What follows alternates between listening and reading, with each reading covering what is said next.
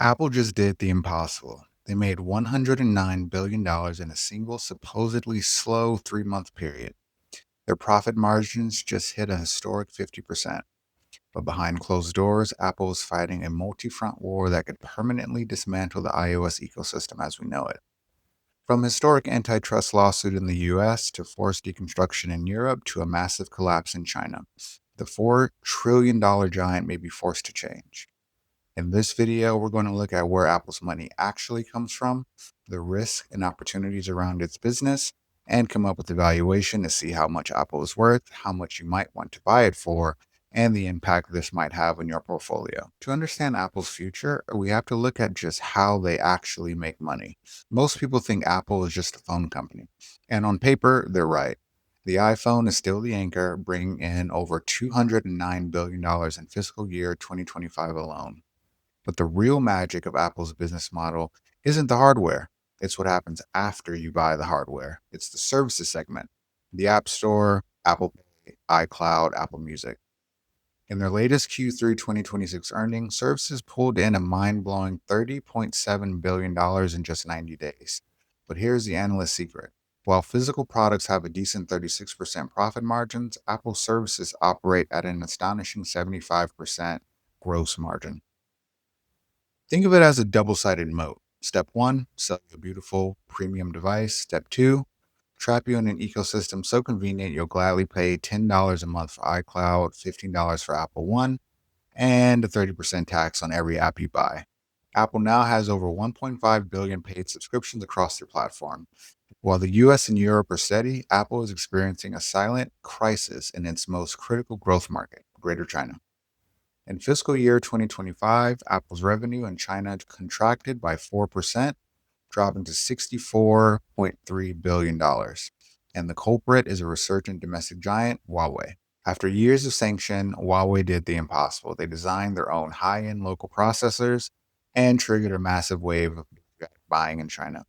Chinese consumers are actively dumping iPhones in favor of Huawei's Mate and Pure series. To make matters worse, Apple is caught in a regulatory trap there. To launch Apple Intelligence in China, Apple has to partner with a local Chinese AI firm, navigate strict state data residency laws, and handle government device bans, all while avoiding political blowback from Washington. It is an incredibly tight rope to walk. But China isn't even Apple's biggest threat. The real existential danger lies in the global courtroom. The famous walled garden from Apple is being targeted by regulators from around the world. In Europe, the Digital Markets Act has forced Apple to do something they swore they would never do: allow alternative app stores, alternative billing systems, and side loading on the iPhone.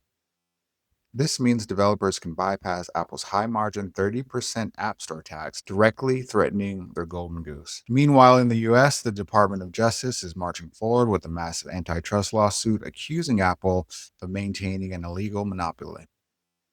If regulators succeed in forcing Apple to permanently unbundle iOS, the ecosystem's high margin monetization loop could be broken forever. This brings us to the biggest catalyst of 2026. Apple Intelligence. For the last 2 years, Wall Street analysts have been screaming about an AI supercycle, claiming that millions of people will rush out to buy the latest iPhone just to get Apple's AI features. But as prospective investors, we have to look at the cold hard data, and the reality, the immediate supercycle was a myth. Why? Because Apple hit a massive hardware bottleneck.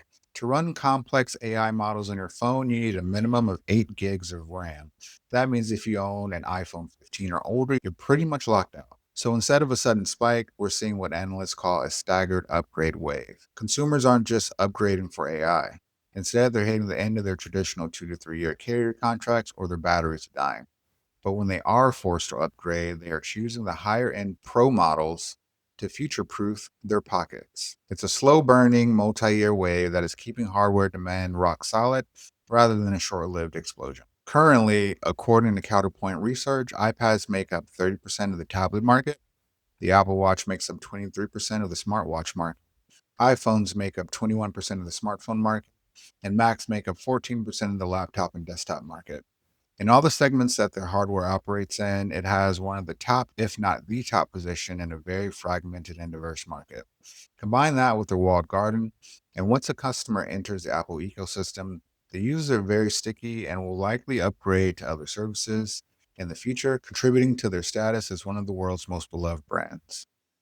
So, what's the ultimate verdict? Is Apple's empire collapsing? Is this a great buying opportunity, or is it somewhere in between? As an analyst, Apple remains one of the strongest cash flow compounders on earth. The record 51% gross margin proves that they still command unrivaled pricing power. Apple is no longer an explosive growth stock, and they're looking like a mature recurring revenue giant. So let's hop on over to the Truth and Numbers platform and see what Apple is actually worth. All right, so looking at the price to free cash flow and price to earnings metrics, it already looks fairly expensive. So the profitability metrics actually look really good with an average return on invested capital at around over 40%.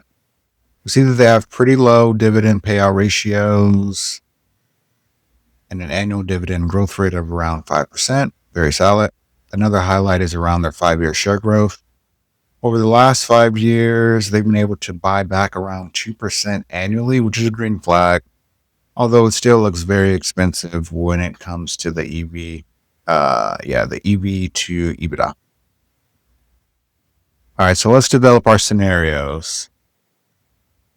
For the general data, I think this all looks pretty good. We have a beta of 1.1, risk premium of 4.7, desired return equal to the cost of equity of around 9.5, and 4.35 for the risk-free rate. Actually, since this is Apple, one of the most popular companies in the world, let's actually drop the risk premium down to 4%. All right, so in terms of growth scenarios, according to researchers, the global smartphone market is projected to grow around 4% annually. Global consumer electronics are expected to grow around 8% annually. Digital services and subscriptions are expected to grow around 15%. So let's keep that in mind as we develop our scenarios. Analysts are currently expecting a midterm growth rate for Apple of around 11%, which I think is pretty fair. Probably something they can sustain for a while. For our best case, we'll put this at 12%, and for our worst case, we'll keep it at 8%. Actually, when we load up the valuation, we actually derive an expected free cash flow growth, so we'll use that. So we won't actually put anything in there, it'll just take the default. And for dividends, they've been growing at around 5%, so we'll leave that as our base case. For our best case, let's say 6%. And for our worst case, let's say 4%. For share growth, we see that they've been buying back around 2.3% annually, so let's leave that for our base case. For our best case, let's assume that they buy back a little bit less due to higher prices.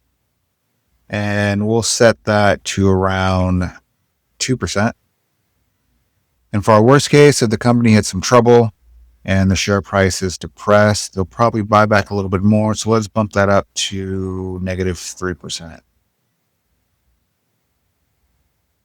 For terminal growth rate, we'll keep it at 4 for all of our scenarios. And one time to look it over, 25% probability for the best case, 50% probability for the base case or the neutral scenario, and then another 25% for the worst case scenario. We'll use free cash flow, click analyze, and let's see what we get. We'll actually bump the share growth up to around 4%. Let's put that in and see what we get. So it looks like we have a fair value of around 203. Current price is 313. So Apple's looking like it's about 50% overvalued. Based on the results here, I personally would not buy or add to any position at these levels. With an expected annualized total return just over 4%, there doesn't really look to be much room for outsized returns at these levels. And it's essentially like buying treasury bills. And I think that we can actually do a lot better. And so let's look at the individual scenarios to try to understand the underlying investor sentiment. For the best case, we have a fair value of 284. Current price is 313. So based on that, I think that most investors think Apple have a fairly rosy future. It's not really too far off from the current value of around 313.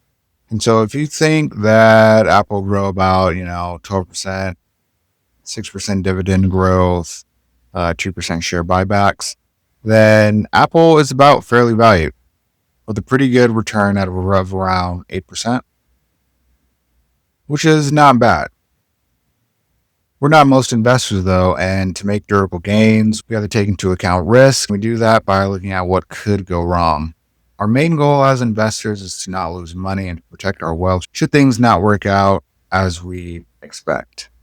With the base case, it just about matches the consolidated valuation. For our worst case scenario, the fair value is a very low 123, somewhere around its early 2023 levels. That would be like a drop of 60%. That's a hard pass for me.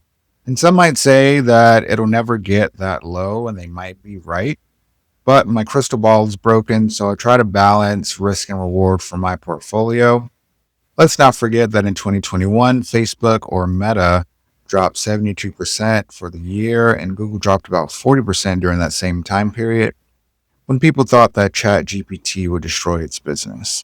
So with all that said, Apple is most likely overvalued, and if you want to get it for a fair price, at a price that would give you decent returns, I'd say the entry point is somewhere around 200, maybe 250.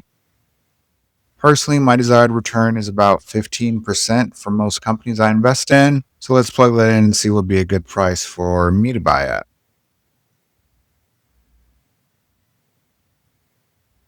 Yeah, so the buy price is around 116, which is pretty close to our worst case scenario. All right.